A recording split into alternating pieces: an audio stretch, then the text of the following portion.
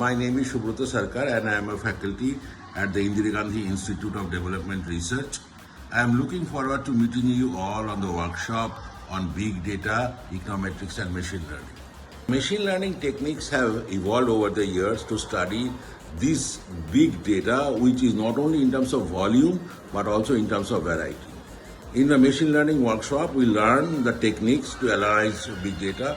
We'll also have data sets from the corporate sector and the Indian banking industry, and which we will use to analyze and to see how the machine learning techniques can be used to examine real world problems. So thank you very much.